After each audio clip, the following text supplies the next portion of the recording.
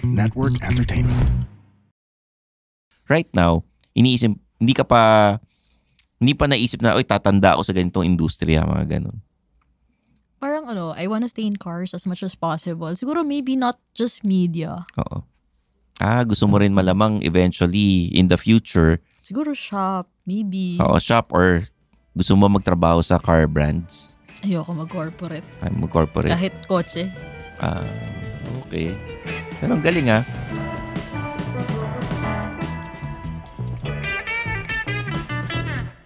Mga Immortal, welcome to the Underpaid Podcast. I'm your host, Stanley Chi. Ito ang podcast na pro-employee para sa mga Immortal, wherein we talk about work-related topics in a light manner na parang nagkukwentuhan lang tayo. In this episode, kasama ko ang content creator, race car driver, at marami pang iba na si Chini Ang Jimenez. Hello. Yun. Pero pag-uusapan namin yung career niya, paano ba siya naging race car driver, content creator, kasi hindi naman lahat ng tao nabibigyan ng chance na maging isang race car driver. Diba? So, bago lahat, like and subscribe to the Underpaid Podcast, leave a comment, rate the podcast, join the Discord group, and our Facebook group. Tsaka follow na rin kayo sa social media accounts ng Underpaid at yung sa personal social media accounts ko, pati na rin yung Suplado Motors. Okay? Si Chini, i-follow niyo rin sa kanyang social media accounts. So you can follow me at Chini Hazel on Instagram, TikTok, Facebook, and YouTube. Ayun. Saka pinaka-kumikita ron. TikTok. Sa TikTok. Oh. Pag-uusapan natin niya kasi wala namang monetization ng TikTok eh. Di ba? Oh. So, sa mga Immortal, kung gusto nyo makita ang video podcast, pumunta kayo sa The Pod Network Entertainment's YouTube channel. Okay? So, simulan na natin to, Chini. Paano ka ba nagsimula sa career mo bilang isang race car driver, content creator? Ano ba yung course mo? Saan ka nag-aral? At ano yung mga naging trabaho mo?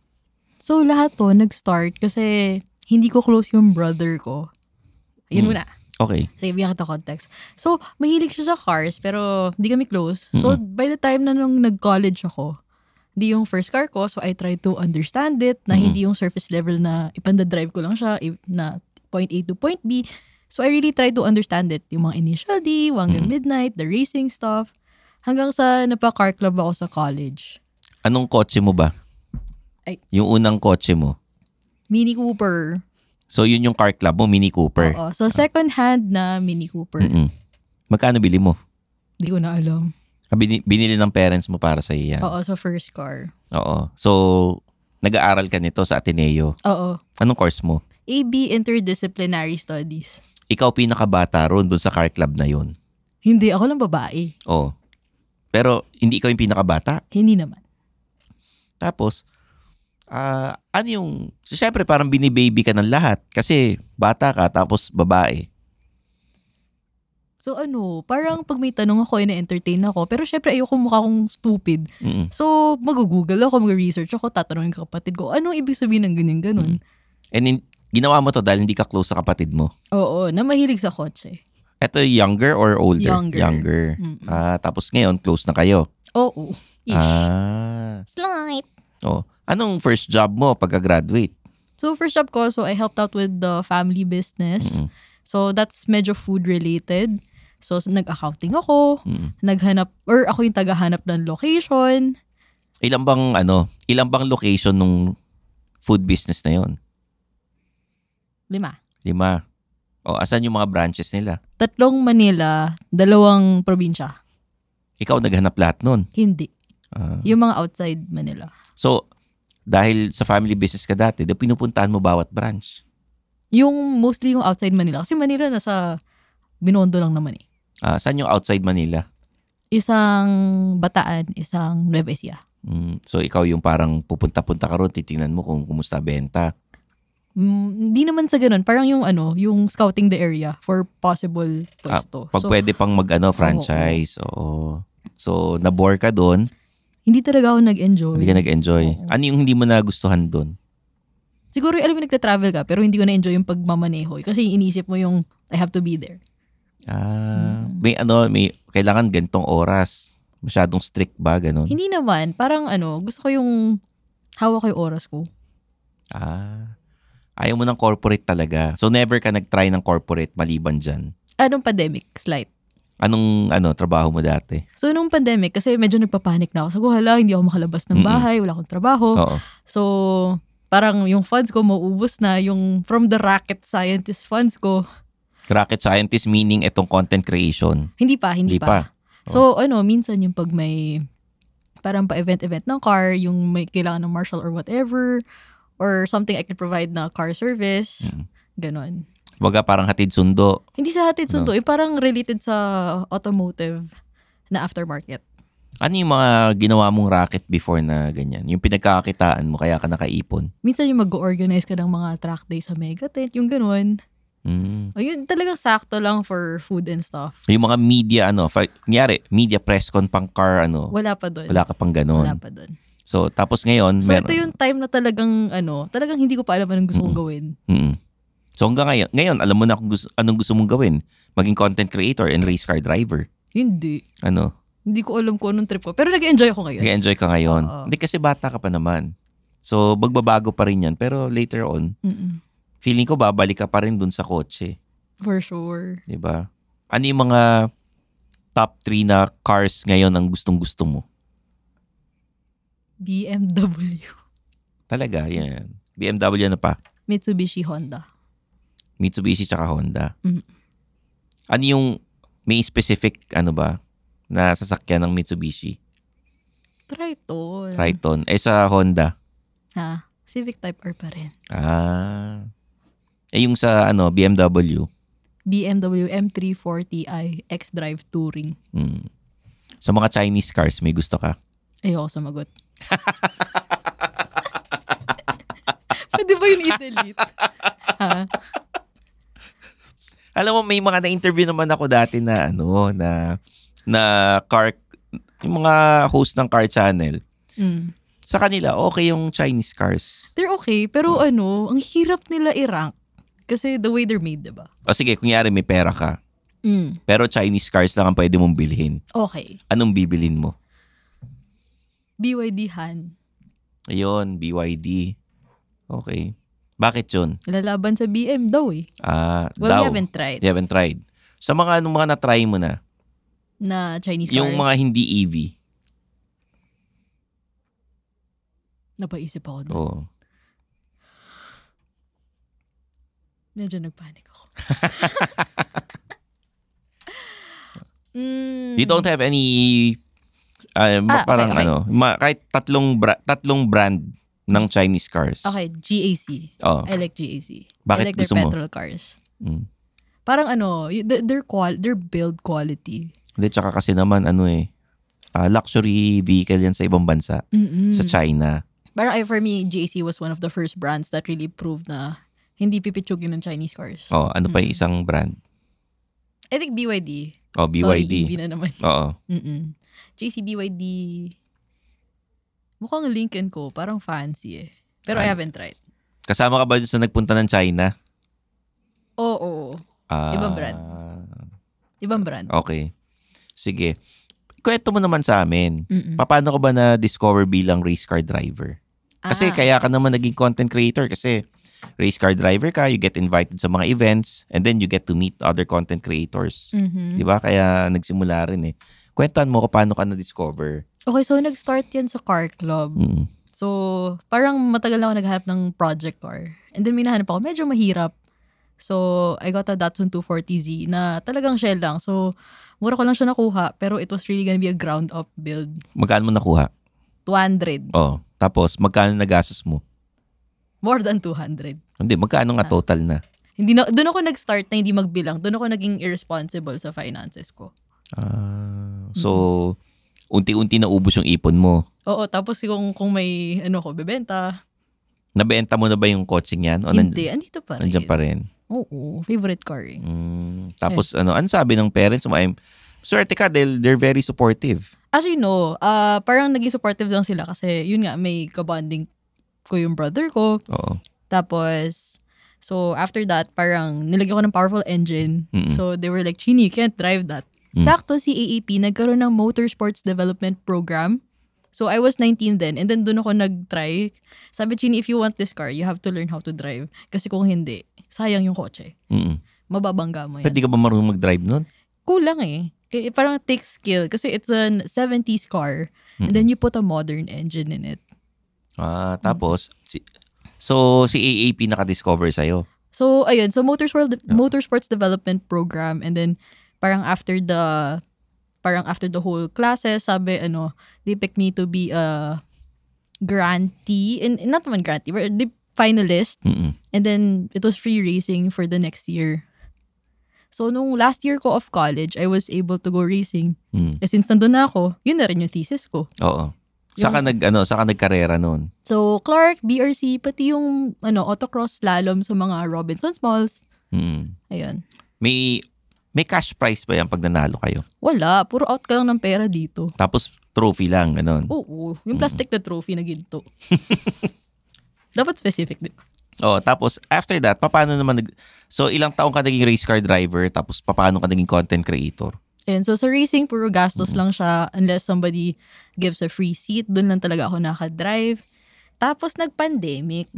Ayun. So by this time, nakabili na ako ng isa pang race car na ginamit ko for college thesis about motorsports. Tapos nag-start yung TikTok. Yung mga tao cringe pa sa TikTok noon eh. So sabi ko, baka ako TikTok. Kasi baka maging thing to. So, pandemic, lahat tayo di makalabas. Di pag tinatry ko start yung kotse, ayaw. So, yung nagre-reklamo ko, umiyak ako. Yung comedy, car comedy sa TikTok. Pumatok. Ano yung pinakamataas mong video? Yung maraming nanood? Yung kasal ng isa kong car guy na friend. Tapos? So, di lahat ng car stuff, yung may initially sa wedding, yung ganun. So, yun ang pinaka-viral video ko. And then, tinuloy-tuloy mo na, paano ka na-invite sa mga events ng mga Japanese car brands or mga Chinese car brands? So, di ba nung pandemic, nagko-content creation ako ng medyo cars, ganun, or whatever I found interesting. Minsan may nakita kang yung parang laruan ng kotse, pinapakita mo rin, di ba? Yeah. So, parang doon siya nag-start. Tapos actually yung first na influencer thing ko was actually food. So, nagpadala si Ganggang Chicken. So, yun yung first ex deal ko, technically. Tapos after that, nagkaroon ng mostly food eh. So, hindi pa nga cars. So, I just kept talking about cars. Or kunyari, tatanong sa TikTok, anong okay na first car para sa ganun. Or okay ba na first car ang A31 Zafiro? And then, bibigay ko yung take ko. Okay. Tapos doon, nagsimula doon. And then, you get invited na sa mga events. Doon tayo nagkakilala. So, nung na-invite ako sa Mias, yun yung Mias na lahat tayo naka-mask pa. So, that was my first event. And then after that, yung first na lend out ko, si Subaru. So, doon talaga siya nag-start for me. May mga car brands na luxury vehicle talaga. Parang hindi yata benta habol nila eh. No? Feeling ko yung personality kong bagay. Okay. Pwede bang isulat mo kung ano yung mga brands na ayaw mo? Okay. Bakit ayaw mo nito? Yung isa. Trauma. Paano trauma? Basta. So gali nila? Basta. Okay. Ito, alam ko kung bakit. Pero ano yung para sa'yo? Hilaw. Ito, trauma. Trauma. Basta. Kwento ko mamaya. Okay. Sa industriya ng mga sa motoring industry, puro lalaki. Ilan lang kayong babae na content creator, motoring journalist, ilan lang kayo eh. Meron bang gumawa ng hindi ka nais-nais yung mga parang na-turn off ka? Wala naman. Lahat naging mabait sa'yo? Very respectful naman sa industry. Oo. Sa mga fans, wala bang stalker dyan? Siyempre meron. Ano mga ginagawa usually? You mean, pinakamalala, na-dox yung bahay ko. Na-Google Docs yung, Google Google Earth? Hindi. Delivery. Anong dineliver sa'yo? Hindi nga sa akin, napicturean lang. Yun ang pinakagrabe. So wala ka namang reklamo sa sa motoring industry, pero right now iniisip hindi ka pa Hindi pa naisip na, oy, tatanda ako sa ganitong industriya, mga ganun. Parang I wanna stay in cars as much as possible. Siguro maybe not just media. Oo. Gusto mo rin malamang eventually in the future. Siguro shop, maybe. Oo, shop or gusto mo magtrabaho sa car brands? Ayoko mag-corporate. Mag-corporate. Kahit kotse. Okay. Pero ang galing Eto, ngayon, kumikita ka sa TikTok. Mostly for, collabs. Collabs with brand deals. Yeah, so mostly car brands, minsan hindi. Magkano ang per video mo? Magre-react ako.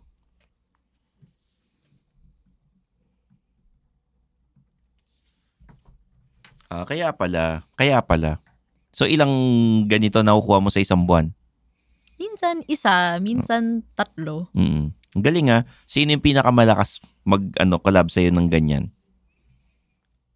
Honestly, walang consistent. So, pag naisip ni brand, pwede. So, minsan kailangan mo ina-nudge talaga. Anong pinapagawa sa'yo ng ganyan, sa ganyang alaga? So, mostly, it's either an event invite or you talk about the features of a car. Oo. Or yung mini car review. As in, yung sisiksik mo sa TikTok. Ilang minutes yun? 1 minute or less. Talaga? Or minsan, below 2 minutes.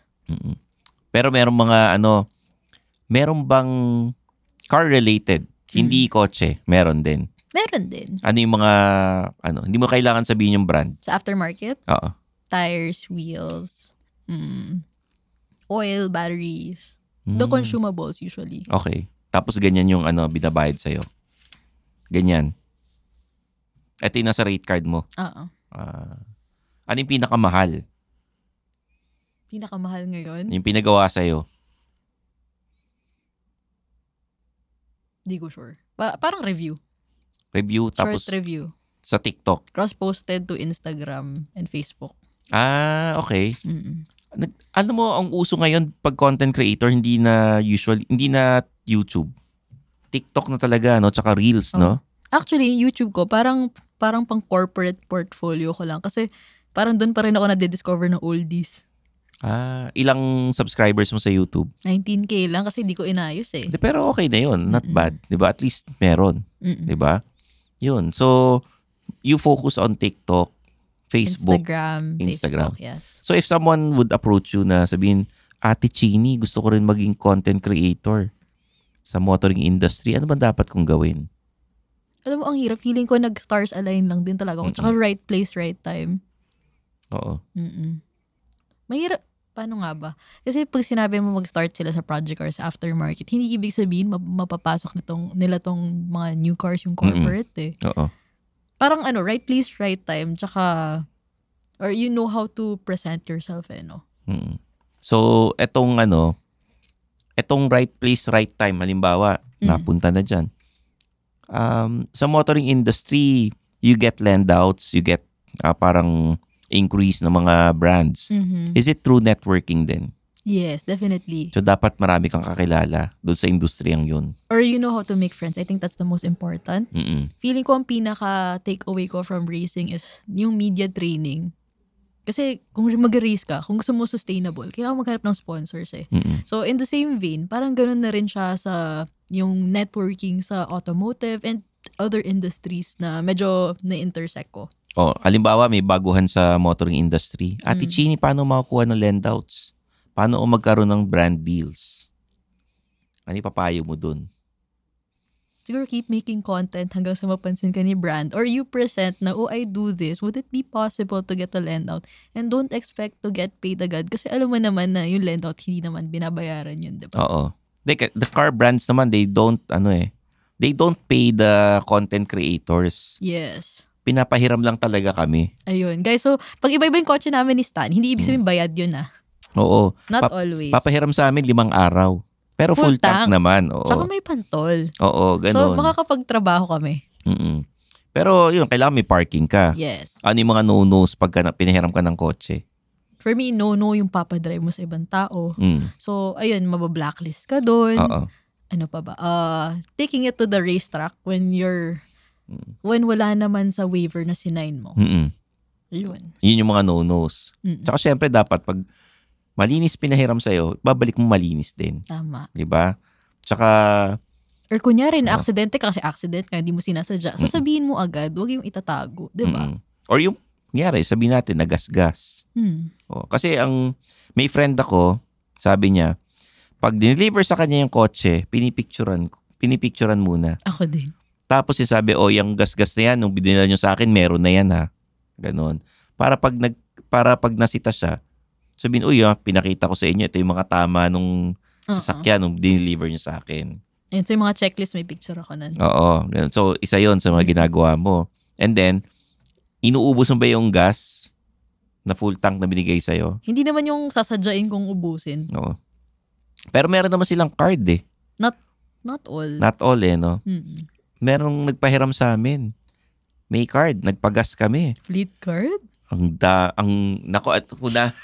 Kung pwede ko lang sabihin, kung magkano yung laman ng card na yun. Pwede mo isulat? Ako Susulat naman ko. Susulat ko sa'yo. Oh, how the tables have turned, oh. Yan ang laman ng card. Nabawasan na 1,000, naging syempre minus 1,000 na, di ba? Nagulat ako na gano'n. Lucky number. Oo. So, yun. Tsaka, tama yun, huwag mo ipapadrive sa iba. Tsaka dapat may parking kayo. Di ba? Galing. Ganda. Nakakatuwa yung kwento mo. And more power sa career mo sa content creation, lalo na sa motoring industry. I hope one day baka maging ka na rin. Columnist ka na rin or Parang tamad ako magsulat. It's more of you review cars, no? It's more like I like telling stories or showing stuff. So show and tell ang vibes ko. Kunyari yung yung pabango ng kotse, paano mo ikukwento yun? So, guys, etong pabango na to, medyo amoy luma, amoy 70s, yung pang makalumang tao. Tapos ko, amoy kahoy, amoy damo. And then? So, yun ang scent na yun. Yung parang ganun ako magkwento.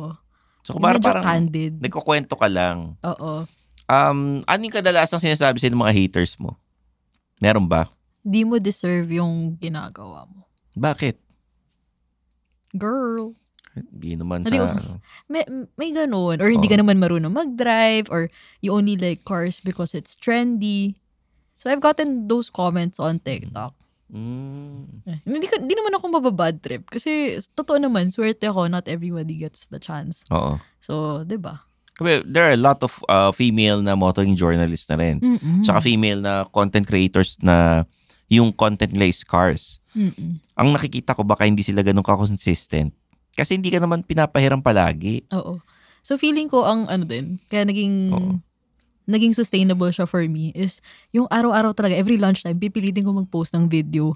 So nung pandemic, 3 times a day ako mag-post kahit sobrang walang kwenta. Sa TikTok? Oo. Isasagot lang ako ng question, ganun. So ngayong hindi na pandemic, parang once a day. So parang when I buy things or when I buy the luho, I make sure na ma-ROI ko siya sa content. Okay. So, ayun ako, justifying unjustifiable purchases. Okay. Sa mga may passion na tungkol sa yung mga content creation, tapos may day job sila, anong pwede mo sabihin? Talagang dapat crazy ka. Kailangan pipilit mo talaga na maging consistent mag-post or to try to discover or find your storytelling style eh. Ikaw, very candid. Kunyari, pinakita mo kanina. Kanya-kanyang style yan eh. Sino yung mga idol mo na motoring journalist, content creator? Stanley Chi. Nambola ka pa eh. Ito to naman eh. Guys, may collab pala kami. You can watch it sa Phil Kotse. Binasag niya yung windshield ko. Tsaka ito yung pangalawang collab natin eh. For the month, yes. Oo. Kasi di naman. June yung July na ngayon eh. Oo nga no. Pero nakakatuwa Chini, sana nga magtuloy-tuloy yung mo content creation journey mo kasi nga hindi lahat ng girls may mahilig sa cars. Okay? Sana nga mag-guest ka uli sa podcast. Oo. And meron akong collab na gustong sa'yo. Sana matuloy pagka may chance. Yun. So there you have it, guys. Si Chini Ang Jimenez. May mga gusto ko bang sabihin sa mga listeners, sa mga fans mo? Anong tawag mo sa kanila? Parang nung pandemic, yung mga admin ko kasi nagla-live ako randomly on TikTok paggabi. So, ang tawag nila sa sarili, chinigang. Parang sinigang. Chinigang. Galing nga, oh. Yeah, pero konti na lang sila kayo, yung mga OGs. Chinigang. Bakit na konti na lang sila? Wala na, may mga pasok na. Kasi mga kids yun. Mga kids? Talaga? Yung mga car spotting friends ko. Tapos yung mga kaya talagang parang yung vibes ko sa TikTok, ate pangkotse. Ate na pangkotse. Oo. Mga chinigang. Sige, Ayun. invite mo sila na makinig ng Underpaid. Tama. Sige. So mga Immortal, there you have it. For Chini Ang Jimenez, I'm your host, Stanley Chi. This is the Underpaid Podcast.